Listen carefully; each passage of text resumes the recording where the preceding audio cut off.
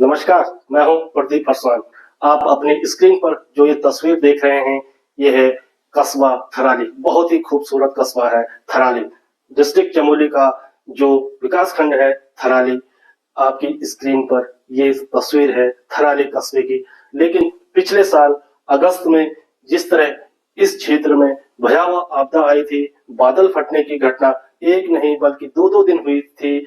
उस पूरे घटनाक्रम ने, उस आकाशीय जो अतिवृष्टि हुई थी, जो प्रकोप प्रकृति ने इस क्षेत्र में अपना दिखाया था, उसने इस खूबसूरत कस्बे की तस्वीर ही बदल कर रख दी। और साल भर बीत गए हैं, लेकिन स्थिति जैसी की तैसी है।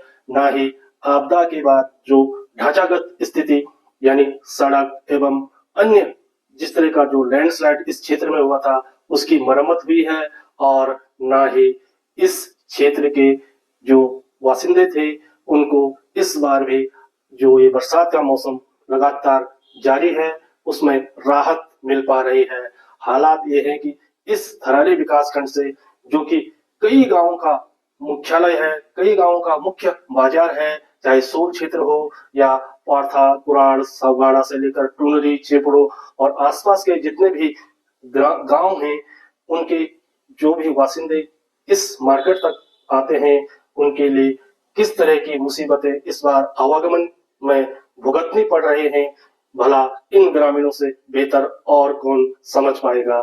पर हालात ये कि पिछले साल जिस तरह आपदा के कारण इस क्षेत्र की तस्वीर बदली थी, साल भर बाद भी वह स्थिति जस की तस है। ना ही केदारनगर से कोडीप को जाने वाली सड़क की मरम्मत हुई है, और ना ही कोडीप से सोल डुंगरी, रतगांव या थराली से पारथा, कुरार और टुनरी गांव के लिए जाने वाली सड़क की मरम्मत हुई है।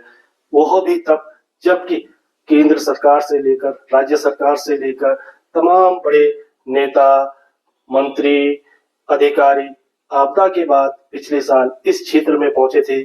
कई सर्वेक्षण की टीमें भी इस क्षेत्र में पहुंची थी, और उसके बाद जो रिपोर्ट तैयार हुई थी, उसके उपरांत भारी भरकम बजट इस क्षेत्र के पुनर्निर्माण के लिए सरकार की तरफ से जारी भी हुआ था। लेकिन उसके बाद भी स्थिति जैसी की तैसी है। शुक्र इतना कि इस बार जुलाई का महीना बीतने को है, पर प्रकृति की मार अभी इस क्षेत्र पर उस कदर नहीं पड़ी है जैसे कि पिछले साल पड़ी थी। आने वाले दिनों में हालात क्या होंगे, यह कहना फिलहाल असंभव है। यह कहना फिलहाल नामुमकिन है कि इस बरसात में इस थराली क्षेत्र में स्थिति क्या हो सकती है।